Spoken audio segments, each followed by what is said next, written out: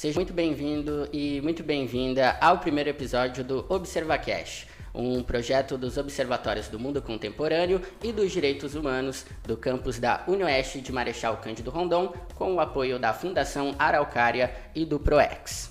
Esse podcast será um espaço para pensarmos temas que mexem com o nosso presente e debatê-los com profundidade. E o tema de hoje é o negacionismo, esse fenômeno que tem ganhado cada vez mais força nos últimos anos e que coloca em risco a democracia, a ciência e até a própria ideia de verdade. Para essa nossa primeira conversa, a gente tem a honra de receber o professor, doutor e historiador Gilberto Calil, que pesquisa, dentre outros temas, justamente a forma como a mentira organizada se transforma em discurso de poder. Professor Calil, seja muito bem-vindo, é um prazer ter você aqui. Olá, bom dia, boa tarde, boa noite a todas e todos. Fico muito feliz de estar aqui nesse espaço, integrando esses projetos que são tão importantes. Felicidade é nossa, professor. Para começar o nosso papo de vez, eu acho que é importante a gente começar entendendo o que é o negacionismo. Se é uma forma de ignorância, é um erro honesto ou tem algo mais profundo aí? Do ponto de vista individual, até é possível que seja uma mera ignorância, mas enquanto fenômeno coletivo, seguramente é um processo organizado. Se a gente tomar como ponto de partida uma definição muito básica de dicionário, o negacionismo significa a recusa em aceitar aquilo que é empiricamente comprovado, ou aquilo que é consenso científico, ou aquilo que foi amplamente demonstrado como verdadeiro.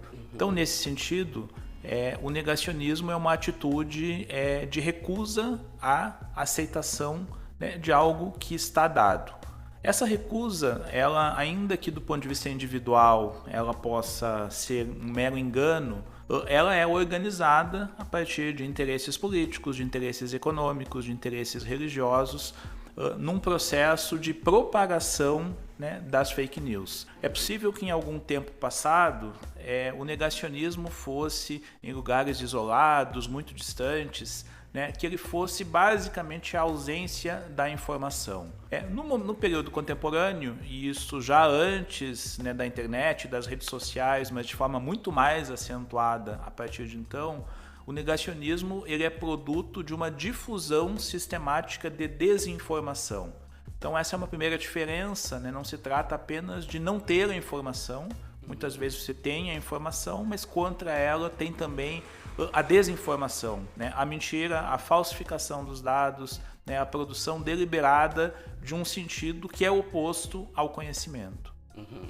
É como se a pessoa não apenas escolhesse não saber, mas ela quer permanecer ali, e ainda espalhar essa mentira, Isso, e aí a gente tem uma característica social, sociológica, histórica, que ajuda a compreender esse processo.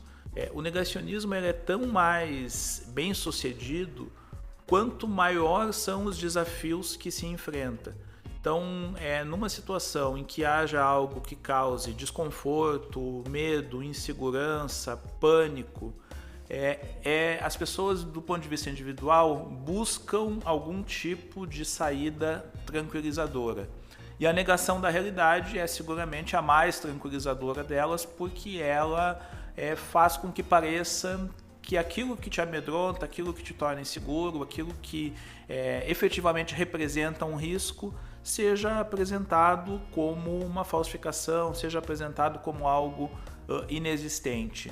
Então isso vale para inúmeros aspectos, do ponto de vista econômico, de uma crise econômica profunda, do ponto de vista de algo que é muito presente no período atual, que é o real risco de destruição das condições de existência no planeta Terra, pela desordem climática, pelo acúmulo dos efeitos de um processo de desenvolvimento absolutamente não planejado de forma científica, que é característico do sistema capitalista. Então, a forma mais simples e ao mesmo tempo mais equivocada, né, de responder a isso e dizer que isso de fato não existe, de que isso é uma invenção, de que isso é uma conspiração, né, formas, raciocínios, né, elaborações absolutamente escapistas da realidade. Então, nesse sentido, né, num momento de insegurança, num momento de crise, né, a alternativa do negacionismo é uma alternativa de escape da realidade. É um subterfúgio mais fácil, né? Muito mais fácil. Uhum. Eu tava vendo nos seus textos que você aponta que o negacionismo ele não é algo desorganizado, né? Ele tem um método. Se você pudesse dizer pra gente quais são os tipos de estratégias usadas por quem nega os fatos históricos e científicos? Bom, primeiro eu acho que é importante a gente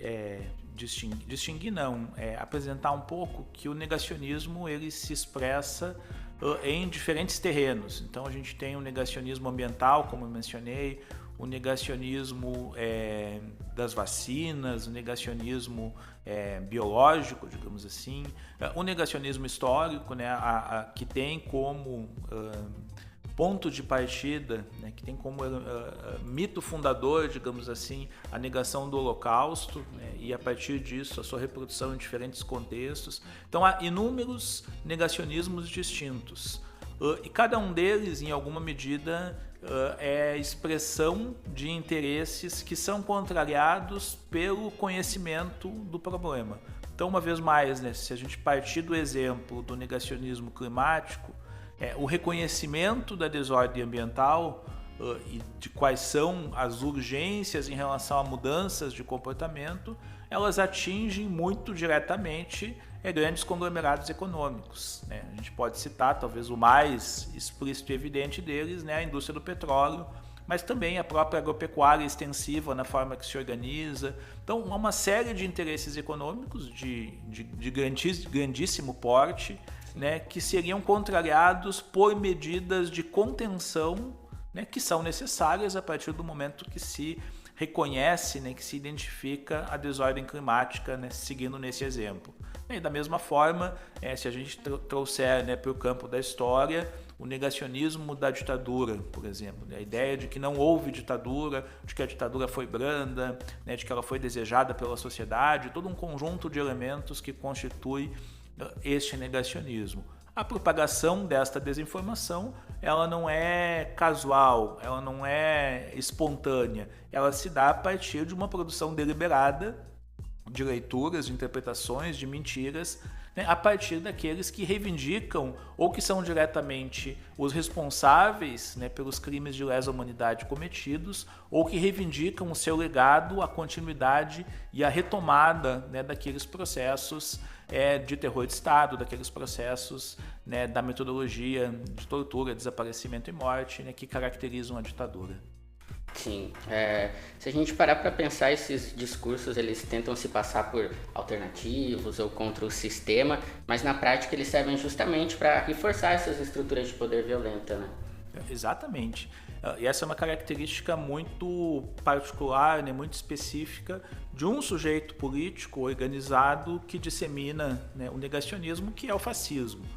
O fascismo, desde o seu surgimento, né, nos anos 20, no final dos anos 10, anos 20, né, na Itália, depois da sua disseminação na Europa, no mundo, ele se assenta em uma ideologia irracional, em uma ideologia irracionalista, né, uma ideologia, né, de afronta contra a ciência, o conhecimento e a cultura.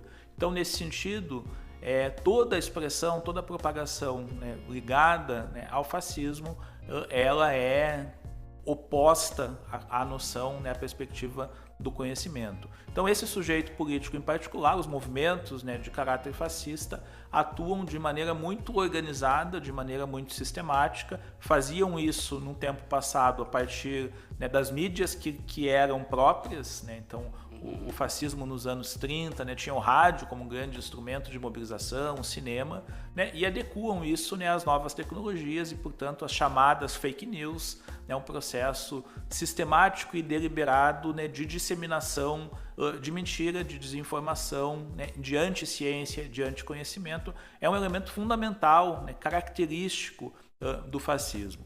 E aí a gente, no nosso caso, tragicamente, tem as mais diversas evidências, né, de como que isso se dá, né, a partir de ter vivido, né, vivenciado a experiência de um governo, né, liderado por um fascista, organizado, estruturado, né, a partir de uma perspectiva de fascistização e que se instalou em torno, né, do núcleo do poder, aquilo que se convencionou chamar de gabinete do ódio, ou seja, né, uma organização voltada à produção de peças de desinformação, né, de histórias falsas, de publicações dos mais diferentes recursos, né, das redes sociais, né, que produziam sentidos absolutamente inverídicos, né? A gente tem talvez o que mais a gente recorda, né, seja aquilo que tem a ver com a pandemia, sim, né, e evidentemente pelo trágico resultado que isso produz.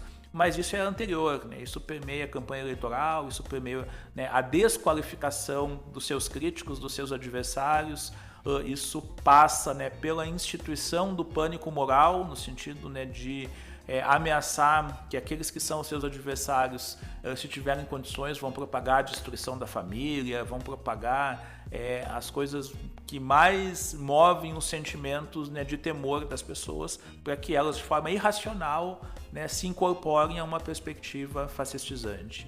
Uhum.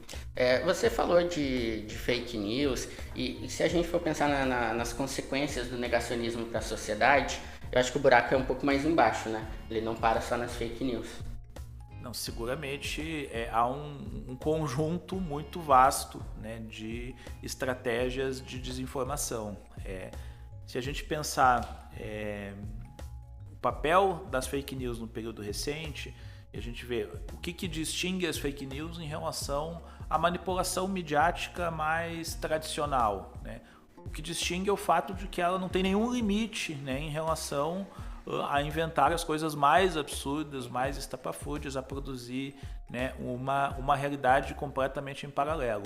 Mas o processo de manipulação da chamada opinião pública, construção, né, de uma opinião pública, de produção, né, de consensos em torno de determinadas ideias, não é exclusividade desse sujeito político mais radicalizado, que é o fascismo, e desse seu instrumento, que são as fake news, né? A produção de consenso, por exemplo, né, em torno de políticas neoliberais, do desmonte do serviço público, de orçamentos, né, e de uma lógica de gestão econômica centrada nos interesses do capital financeiro, aquilo que caracteriza o neoliberalismo.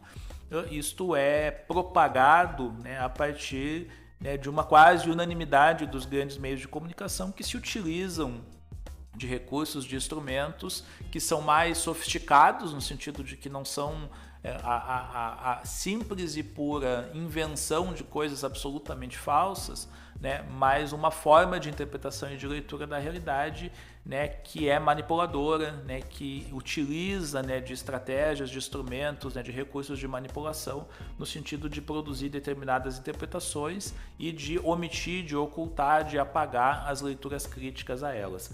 Então, acho que é importante destacar isso, porque quando a gente chega, né, numa situação de propagação de fake news com essas características, né, de absoluta falta de conexão com a realidade, quase que a gente pode sentir saudade de um processo de manipulação mais tradicional, digamos assim, que era esse operado pela mídia. Mas efetivamente, né, eles não são opostos, eles são mais complementares do que antagônicos. De fato, a gente vive uma era que com tanta fake news assim, a gente custa saber o que é verdade e o que não é, né? Eu acho que o principal efeito disso é que nos desmobiliza. Isso nos confunde, desorienta e assim a gente abre espaço para o autoritarismo, né? Exatamente, é a produção de um relativismo. Então, se alguns dizem que existe aquecimento global e outros não, é como se fosse tudo discurso, como se fossem apenas versões. Mesmo aquilo que deveria ser o pressuposto básico da discussão, que é o reconhecimento da realidade, ele é jogado para um terreno de narrativa, né? A ideia de narrativa ela é muito explícita em relação a isso, né? Ela é a forma de abordar, de tratar tudo como narrativas, ela relativiza o mundo, né? Ela destrói a objetividade mesmo naquilo que deveria ser reconhecido como mais básico, como ponto de partida, né, para o debate. O que vamos fazer em relação, né, ao processo de destruição das condições de vida no planeta. Bom, mas se tem gente que diz que não existe isso, que isso é uma invenção, né, que isso é uma conspiração, que isso é inventado, né, quem não tem um letramento científico, ou seja, quem não tem, né, as condições de compreender de que forma que essa manipulação é constituída pelo negacionismo, fica confuso. E em ficando confuso, não vai ter segurança em relação a apoiar medidas que são absolutamente imprescindíveis. Então, gerar esta confusão, gerar essa insegurança é um dos efeitos. Até para citar um exemplo, né, no caso, né, da propagação da desconfiança sobre vacinas, a gente pode até perceber que a maior parte da população, num país como o nosso, né, que sempre teve o acesso, né, teve uma política de vacinação, até é fato de que a maior parte da população não tenha se convencido de que a vacina faz mal, de que implanta o chip do demônio, de que seja lá qual for a maluquice. Fica com autismo, todas essas questões. Mas com uma propagação tão intensa, mesmo aqueles que tendem a não acreditar, vão em alguma medida pensar duas vezes. E aí tem um conceito, né, que nesse caso específico chama de hesitação vacinal. Não é a pessoa que está convencida de todas essas mentiras, mas que fica parcialmente confusa, e isso pode ser o suficiente para que ela adie, né, o processo de vacinação, e isso pode ser fatal. Então você tem diferentes escalas, né, diferentes degraus nos efeitos desse processo, mas que sempre atua no sentido de produzir a confusão. Eu vejo que a gente sempre teve, né, um pouco desse negacionismo pairando por aí, mas era algo muito menor. Talvez aquele tio no Natal que falava um negócio, que vacina vai te deixar doente, mas era um negócio que ninguém ligava muito. Você acha que as redes sociais ela tem um papel central nesse avanço do negacionismo? Como que a gente lida com esse cenário digital? Eu diria que sim e não, num certo sentido. Eu sou um pouco receoso a ideia de que coloca as redes como o sujeito do processo. Não é a existência das redes, mas é talvez a conjunção de duas coisas. Uma, o fato de que as redes sociais, né, os recursos que se constituem na rede, né, as redes sociais, especificamente Facebook, Instagram, TikTok, etc., cada uma delas são propriedades privadas, né? Portanto, não são espaços democráticos como a gente tenderia a imaginar, né? A forma com que se manipula os algoritmos para propagar mais aquilo que vai gerar mais polêmica e, portanto, isso favorece o negacionismo. Então a gente tem aqui um primeiro grande elemento que tem a ver com a ausência de democracia, de regulamentação, de controle social, que facilita, né, que propicia, que estimula a desinformação. E o outro elemento é justamente o processo de organização sistemática da propagação, mas aí não são as redes sociais em si, mas são sujeitos políticos. Sim. E eu citei o fascismo, que acho que ele é seguramente, né, o mais relevante. A gente tem hoje, né, nos diferentes continentes, em países mais desenvolvidos, menos desenvolvidos, em países de diferentes religiões, né, um fenômeno comum que é a ascensão, né, de movimentos fascistas, né? A gente tem hoje governos fascistas, né, em um país hindu como a Índia, em um país islâmico como a Turquia, em um país católico como a Hungria, né, ou como a Argentina. Então a gente tem hoje, né, é um fenômeno muito amplamente disseminado, e todo o movimento fascista ele ganha força em contextos de crise econômica, sobretudo. E a gente vivencia, né, desde 2008, né, uma grande crise do capital que não está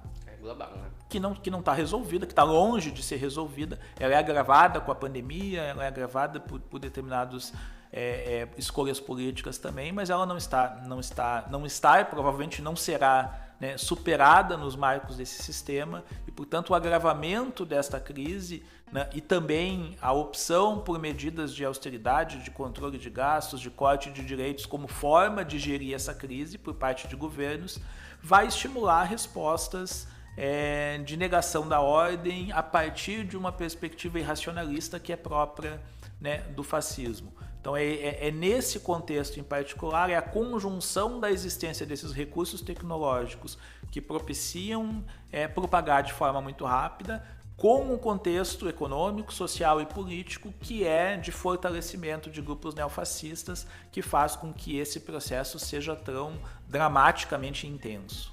Esse fenômeno do negacionismo, a gente atrela ele diretamente ao fascismo e a grupos de extrema-direita.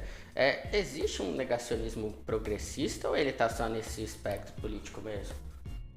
Que eu acho que a gente poderia dizer que existe muitas vezes tentação por parte de grupos de esquerda ou de grupos progressistas, né, de buscar uma espécie de caminho mais simples e criar mitos no sentido de pegar a mesma lógica do fascismo e colocar um sinal inverso, né, para buscar um processo de mobilização a partir, né, de contra-informação. Do meu ponto de vista, isto é absolutamente, além de desonesto, né, mas é absolutamente contraproducente, né, porque o irracionalismo ele é um combustível necessário para o fascismo, mas ao mesmo tempo ele é destrutivo para uma perspectiva crítica que precisa se assentar no conhecimento, que precisa se assentar no método da ciência, né, que precisa, inclusive, né, de forma o mais intensa possível, fazer com que o maior número de pessoas compreenda o processo de produção do conhecimento.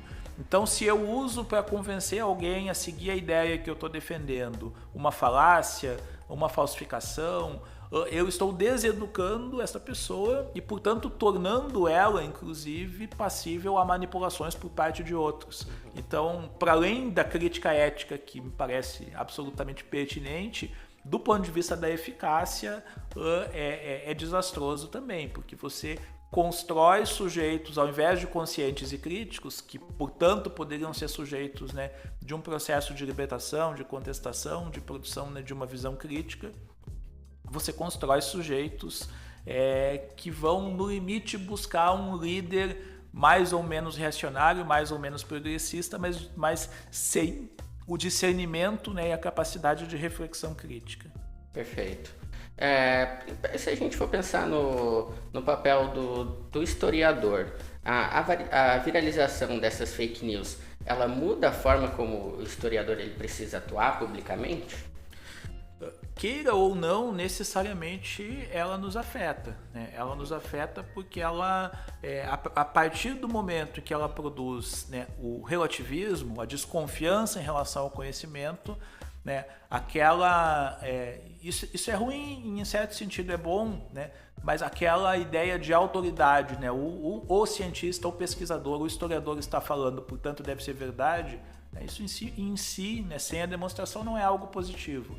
Né? Mas a forma com que a propagação, né, dessa desconfiança se dá, ela é negativa porque ela desconstrói as condições, inclusive, de produção do conhecimento no ambiente escolar. Né? É como se aquilo que você ouviu lá, né, que você recebeu por WhatsApp, né, a partir de uma falsificação, tem o mesmo peso, o mesmo valor, né, de uma explicação histórica que é produto de anos ou de décadas, né, de investigação. Então, o primeiro elemento que ela nos afeta enquanto historiadores é esse, queiramos ou não, ela coloca tudo em dúvida. Para além disso, ela nos coloca na necessidade de uma atuação que, queiramos ou não, ela é política, ela é de enfrentamento. A defesa da ciência e do conhecimento não tem como ser neutra e abstrata. Ela tem que necessariamente ser engajada na medida que é um sujeito político em particular, né, que dissemina a anticiência, né, o anticonhecimento. Então ela nos coloca efetivamente nesse campo, né, nessa condição. E aí eu acho que é importante a gente identificar, né, que a propagação do negacionismo ela se dá em inúmeros campos, né, em inúmeros instrumentos, inúmeras formas. Vou dar um exemplo, né, que eu costumo usar muito e que às vezes as pessoas, mas eu nunca imaginei nunca conectei isso com a ideia do negacionismo. Nós, historiadores, temos um canal de televisão, existe um canal de televisão que chama The History Channel, Sim. Uma tradução, né, o canal da história. Né? E aí o conjunto das produções desse programa disseminam uma forma de ver as coisas que é absolutamente oposta à ciência.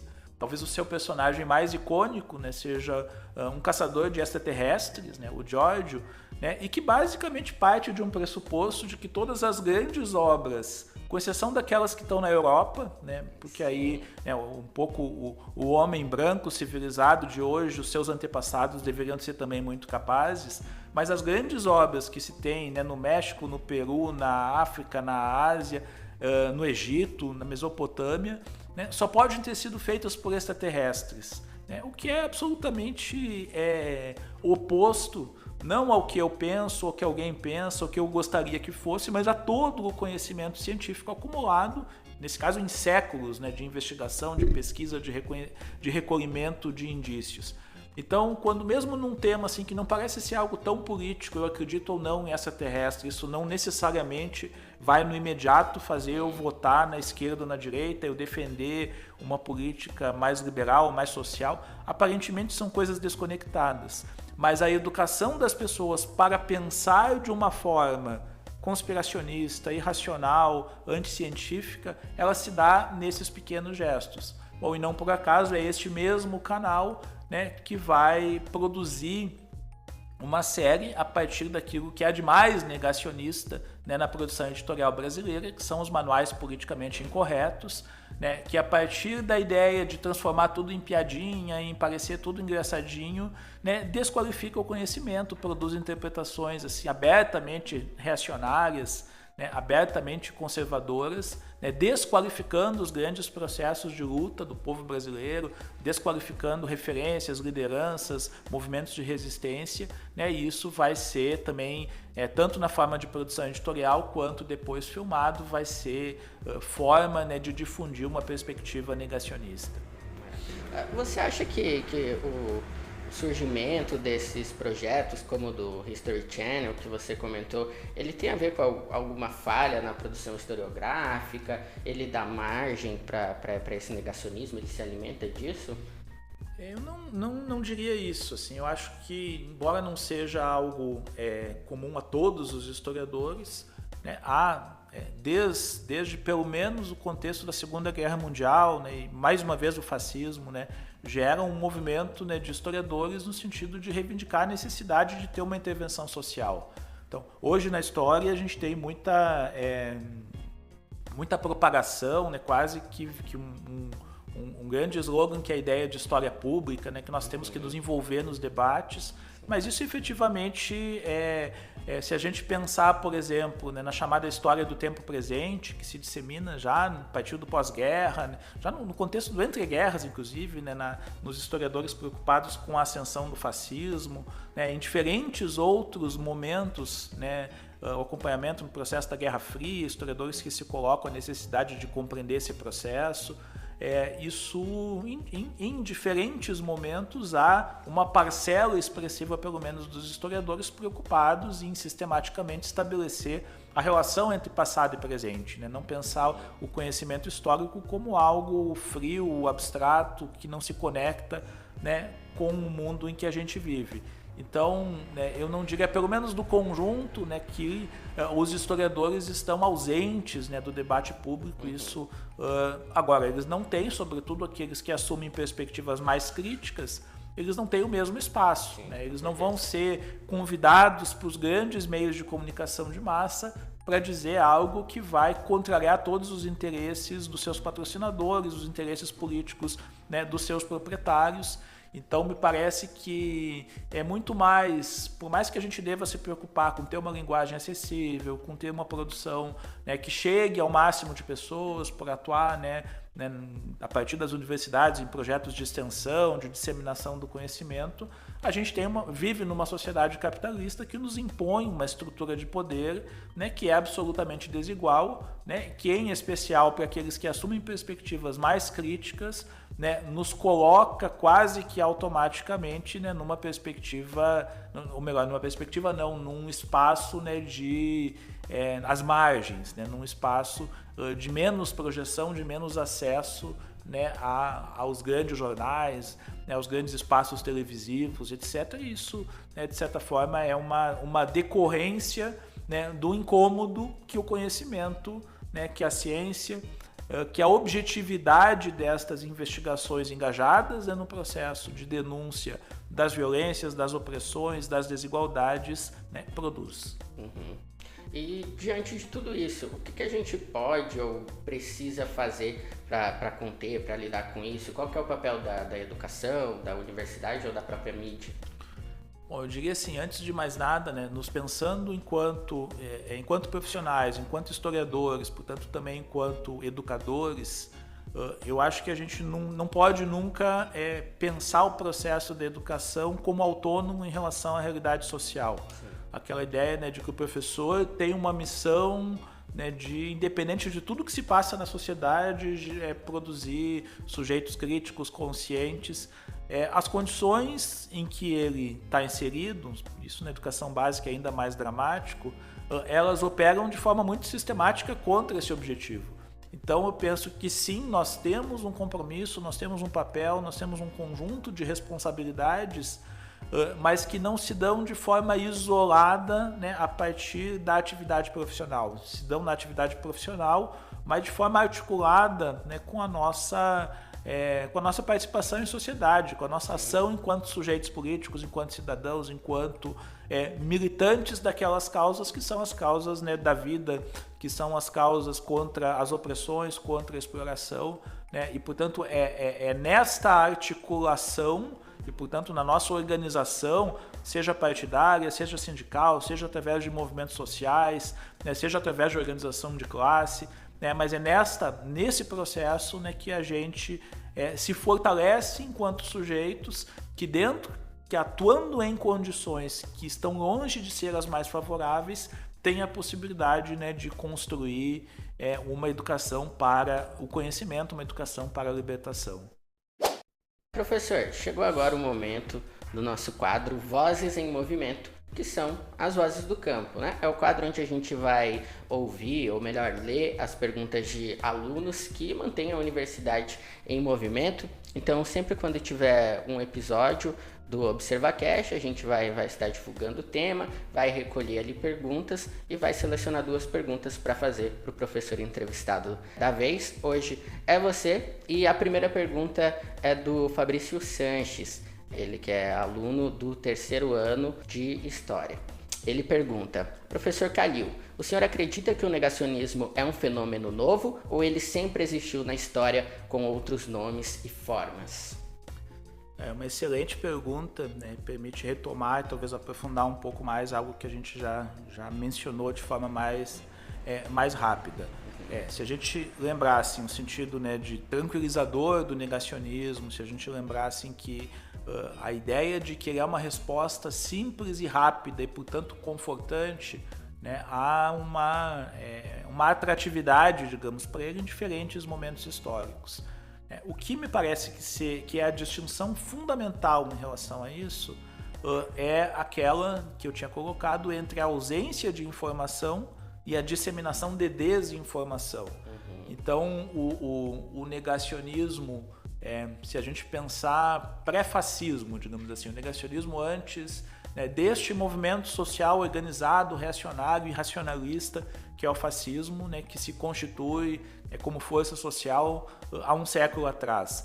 Antes do fascismo, né, as visões irracionalistas elas eram absolutamente recorrentes, né, a partir do desconhecimento da ciência, do método científico, a partir do atraso mesmo, se a gente recuar em períodos, né, mais antigos, do atraso mesmo, né, do processo de conhecimento, dos métodos de investigação, né, mas à medida em que esses conhecimentos são produzidos, a gente tem um negacionismo mais circunscrito, né, a populações mais isoladas, aqueles que estão, né, no ambiente rural, que têm menos o acesso ao conhecimento, mas isso muda, né, completamente. Hoje, né, a maior parte da população do planeta, do Brasil seguramente, né, em alguma medida, mais ou menos, tem acesso à tecnologia, seja via televisão, seja via redes sociais, computadores, pelo próprio aparelho celular.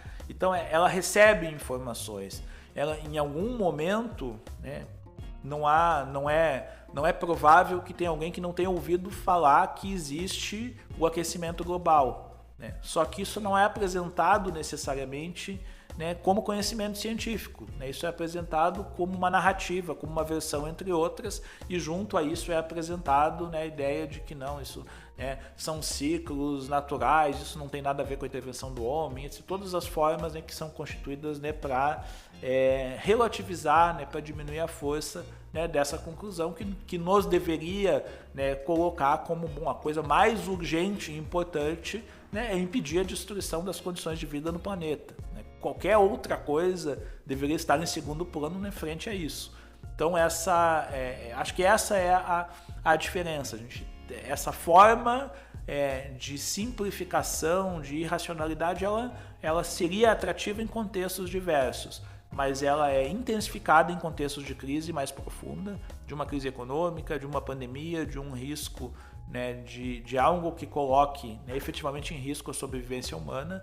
Ela é potencializada por isso e ela é amplificada, aí sim, pela tecnologia, sobretudo pelas redes sociais. Sim, perfeito. E a outra pergunta é da Rafaela Girioli, também do terceiro ano de História.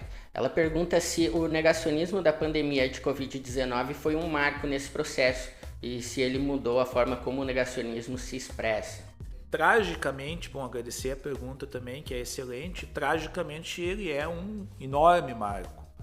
O Brasil, não só no Brasil, o negacionismo ele não acho que é importante dizer isso, né? O negacionismo ele não é uma exclusividade brasileira.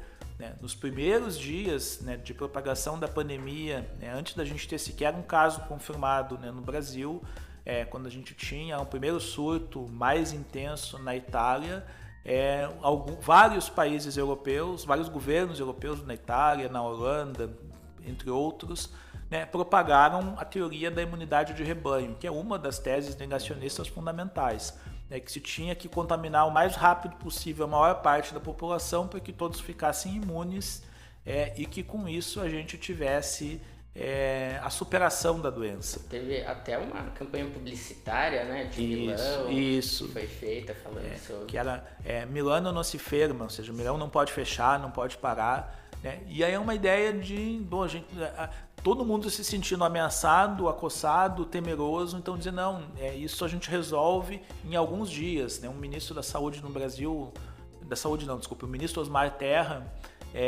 disse que era uma questão de algumas semanas e que a gente não teria seguramente nem 1.000 mortes, né? E que se podia assegurar isso, que ele tinha um ciclo natural.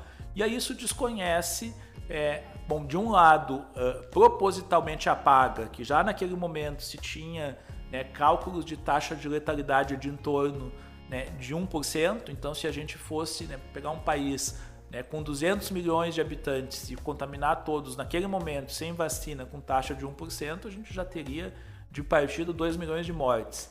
Mas ainda que, tirando qualquer aspecto ético, que é difícil, né, e pensasse apenas do ponto de vista racional, todo o conhecimento na virologia, né, no campo da saúde, dizia que contaminar milhões e milhões de pessoas significa produzir variantes, significa gerar mutações, significa produzir escapes em relação, né, inclusive às vacinas que se desenvolvessem.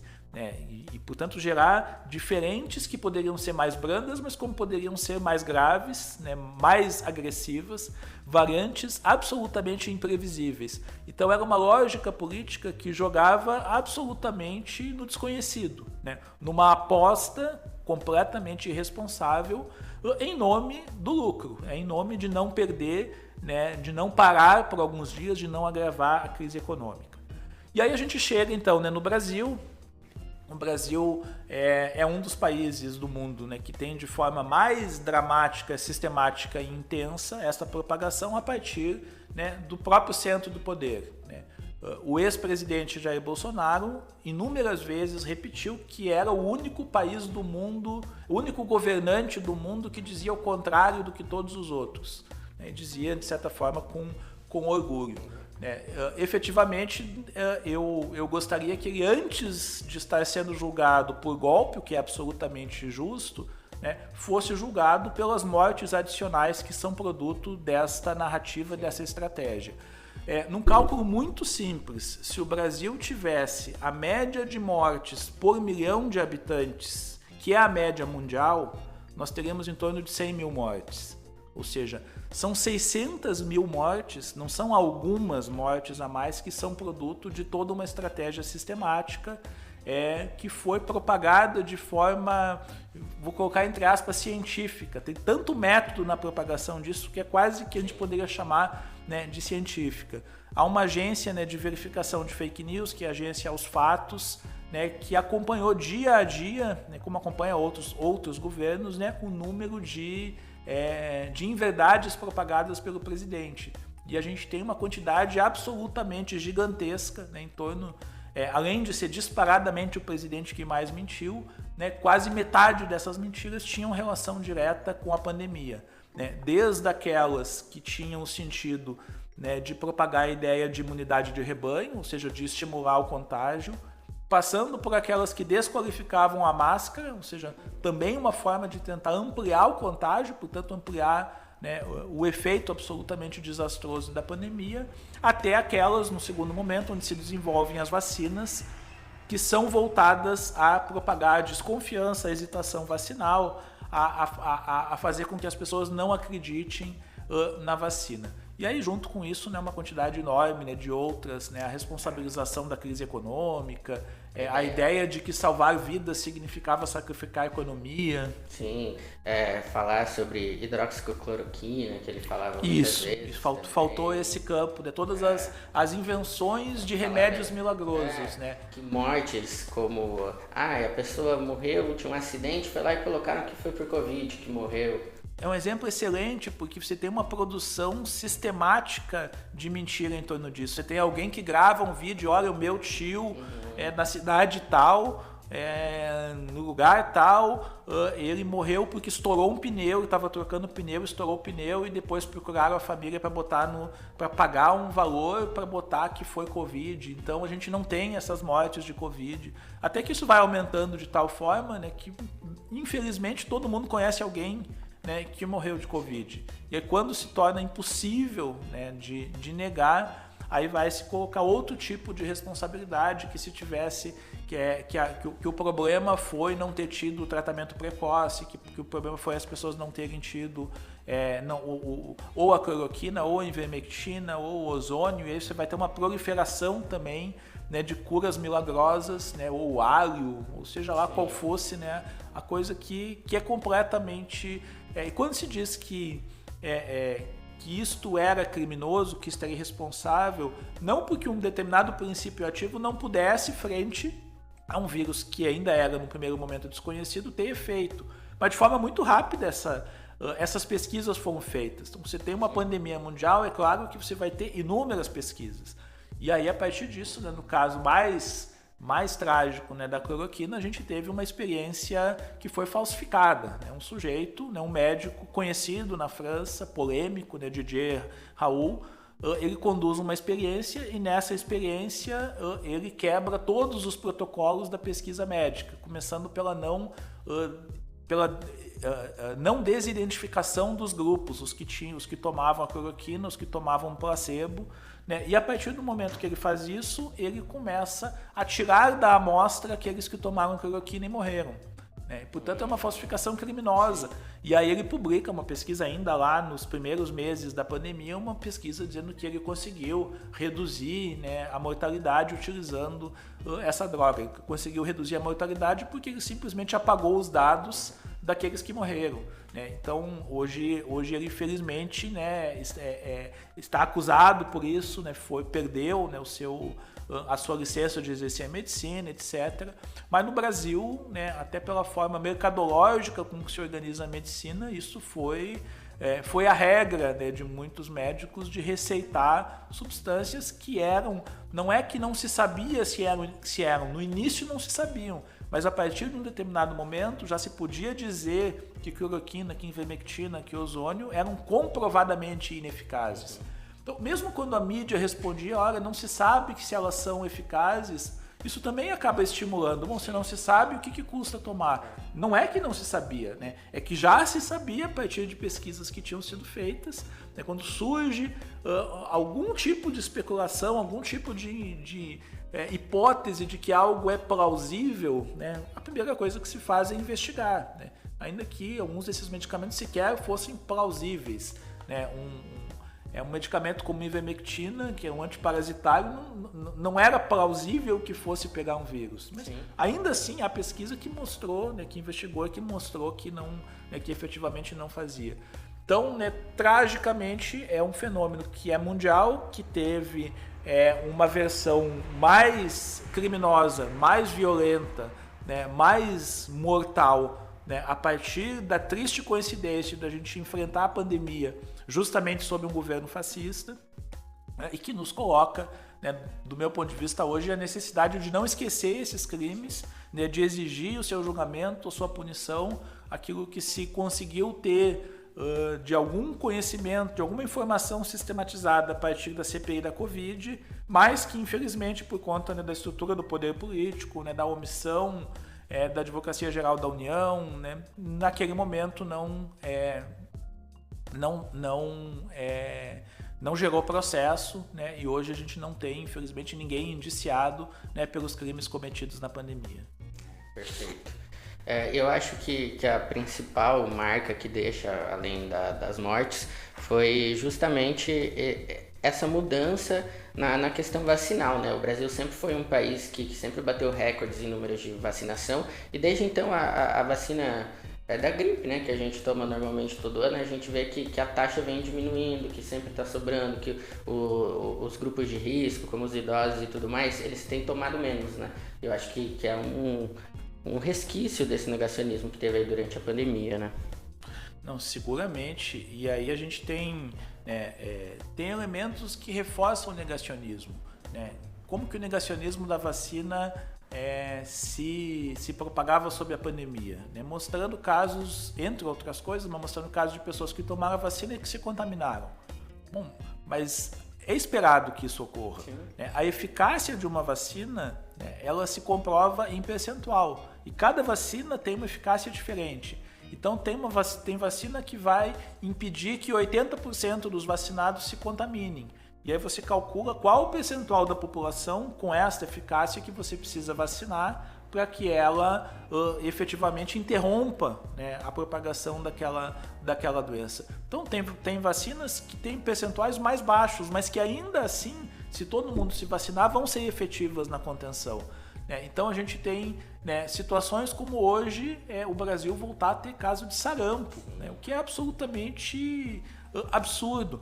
Não é que a maior parte da população tenha deixado de acreditar na vacina, mas uma parcela minoritária, de forma ativa, recusar a vacina, recusar inclusive, né, não aceitar que as escolas exijam um certificado de vacinação, que é algo que por décadas e décadas foi absolutamente natural, não foi questionado, né? Então, se converter em uma força política antivacinal, isso produz, né, um resultado que é absolutamente desastroso, né, e que tem um potencial, né, inclusive, né, de regeneração de doenças que estavam absolutamente sob controle e que podem voltar, né, a fugir do controle a partir do momento que a gente tenha a redução da cobertura vacinal. Total. Bom, a gente vai agora para outro quadro, então, do nosso podcast, que é o Momento Bizarrice, onde a gente vai trazer sempre uma teoria, um comentário bizarro sobre o tema debatido. O tema de hoje é negacionismo, e a teoria é o negacionismo da escravidão africana, que nada mais é que uma tentativa deliberada de negar, distorcer a gravidade e a violência das consequências da escravidão dos africanos e seus descendentes, né? No Brasil, esse negacionismo ele atua basicamente para apagar o racismo estrutural que surgiu, negar a dívida histórica do Estado e da sociedade com a população negra, e além de abrandar a brutalidade do sistema escravista, né? Esses tempos atrás eu estava ouvindo por curiosidade para ver o que é falado no podcast do Brasil Paralelo, e era justamente sobre a escravidão africana no Brasil. E aí eu ouvi frases como que os negros também tinham escravo, depois da abolição todo mundo ficou livre, então não tem dívidas, não tem por que ter cotas ou coisas do tipo, que os próprios africanos vendiam seus iguais, que a escravidão no Brasil foi boa, nos Estados Unidos que foi ruim, no Brasil foi brando, o Portugal pegava leve. E essas afirmações assim, elas ignoram, né, com contextos históricos fundamentais e simplificam a complexidade do tráfico, né? Além de tudo, espalham mentiras, né? E, por exemplo, como eu vi isso sendo difundido no Brasil Paralelo, que, querendo de um espectro político, ele é muito acessado, é perigoso, né? Você ficar divulgando isso. Eu fiquei ouvindo assim esse relato, assim, talvez o que mais me chama a atenção, que tem em comum todas essas narrativas, todas essas visões, seja de um lado buscar exceções verdadeiras ou falsas, sim, buscar exceções e a partir disso convertê-las em regra, e de outro lado negar completamente a estrutura social. Então esse exemplo, assim, mesmo na África também havia escravidão, ou mesmo eram africanos que capturavam os escravos, ainda que isto, em situações em que isto é verdadeiro, isto é produzido historicamente, né, a partir, né, da chegada do europeu na África, né, a partir, né, dos estímulos que são produzidos, né, através da compra, né, portanto, né, do ganho para aquele que se insere dentro dessa lógica. Há uma estrutura social, há um sistema que organiza e que dá sentido. Seguindo um pouco, né, no caminho da bizarrice, é como a ideia, né, que alguns propagam, né, que existe um racismo reverso, né, ou seja, de que um racismo contra brancos. Bom, isso só faria algum sentido se você tivesse um processo histórico, né, de expoliação, de opressão contra os brancos. Se você tivesse em algum momento histórico, né, um sistema social que gerasse prejuízos a alguém por ser branco. Como isso é absolutamente falso, né, essa ideia ela é inteiramente arbitrária, né, inteiramente absurda, né, inclusive, né, bizarra nesse sentido, né, pelo fato de que ela não tem conexão, né, com o processo histórico real. Então, a partir disso, né, eu acho que o que nos cabe enquanto historiador é tentar compreender, né, qual é, afinal, o objetivo de quem busca relativizar a escravidão. E eu acho que, em certa medida, você já antecipa isso, né, quando diz negar que haja uma dívida histórica. Né, é se contrapor às políticas de reparação, é se contrapor às políticas de ação afirmativa. É dizer, eu nunca escravizei ninguém, portanto, ainda que eu tenha privilégios que são relacionados ao fato de ser branco, que tem a ver com a estrutura social, mas eu não tenho nada a ver com isso, isso é um problema deles. Ou seja, isso é evidentemente, né, uma forma, né, de expressão, né, de uma visão negacionista. E aí esse método, né, de pegar o caso isolado pode ter havido muito, né, hipoteticamente falando, né, uma situação de algum escravo ou escrava que se apaixonou pelo seu senhor. Ainda que isso seja verdade, e muito no terreno do hipotético, isso não muda a estrutura social. Né, isso é história da Chica da Silva, ou seja, o que a gente for, né, isso não significa, né, que as relações elas eram absolutamente violentas, né, que as relações, trazendo, né, para esse terreno, não vou nem dizer afetivo, no terreno sexual, as relações entre senhores e escravas eram de estupro, né, era da imposição, né, da violência absolutamente desmedida, né, absolutamente sem nenhum tipo, né, de limite. Então, pode ser que alguns poucos escravos, né, por serem escravos da casa grande, por serem escravos domésticos, sofressem um grau de violência inferior, né, aos escravos do campo. Essa é uma das linhas, né, de uma perspectiva revisionista, né, de abrandamento, mas que abre caminho para uma perspectiva negacionista, né, que é de absoluta relativização. Ainda que isso seja verdade, isso não muda a condição de escravidão, né, isso não altera, é muito semelhante a gente discutir, mas então o Brasil foi menos ditadura do que a Argentina porque o número de mortos foi menor. A essência foi a mesma, o sentido histórico foi o mesmo, né? O papel que ele desempenhou na transformação do capitalismo foi o mesmo, portanto não é pelo número de mortes, né? Ainda que, bom, no caso da escravidão no Brasil nem isso, né? Porque é o país que mais, o Brasil e os Estados Unidos são os países que mais receberam trabalhadores escravizados oriundos da África. Então não haveria nem desse ponto de vista ter qualquer tipo, né, de argumento, né, de relativização. Mas, né, não por acaso, né, os que propagam o negacionismo da escravidão são os mesmos que propagam o negacionismo da ditadura, são os mesmos, por exemplo, né, que dizem que os indígenas não cuidavam da natureza. Acho que talvez seja uma das coisas mais esdrúxulas, né, de todas, mas que está, né, nos manuais politicamente incorretos, está nessa lógica, né, de algumas dessas figuras, né, que ganham muito dinheiro a partir, né, da propagação de coisas que correspondem aos interesses, né, de determinados grupos econômicos. Qual é o sentido, né, trazendo para essa questão, né, qual é o sentido de dizer, né, que os indígenas não cuidavam da natureza? Bom, é o sentido de legitimar, né, a continuidade, né, da captura das terras indígenas, a não demarcação, né, o desrespeito aos direitos dos indígenas. Então, para cada mentira negacionista, né, há um ou mais interesses sociais concretos, interesses econômicos concretos, né, que a sustentam. Sempre tem algo por trás, né? Professor, a gente vai encaminhando então para a reta final do nosso podcast. Muitíssimo obrigado por essa conversa tão rica, tão necessária. E antes de encerrar, você gostaria de deixar alguma mensagem final, algum agradecimento? Eu acho que como mensagem é só reforçar, né, que vivemos em tempos difíceis, vivemos em tempos, né, de enormes desafios, né, mas a capacidade das sociedades humanas, a capacidade, né, dos sujeitos sociais coletivamente organizados, ela é imprevisível, né, e ela historicamente já se demonstrou em outras situações, né, como positivamente surpreendente. Então, eu queria, né, finalizar, eu acho que com essa ideia, né, de que a gente enfrenta ameaças, né, absolutamente gigantescas, né, do fascismo, né, a crise climática, da crise econômica, né, a proliferação dos preconceitos, mas ao mesmo tempo a gente seja no específico nosso, né, como historiadores, como cientistas sociais, seja de forma mais ampla, né, enquanto sujeitos políticos em sociedade, tem instrumentos, né, tem formas, né, de construir coletivamente a resistência a esses processos. Perfeito, muito obrigado, professor Gilberto Calil.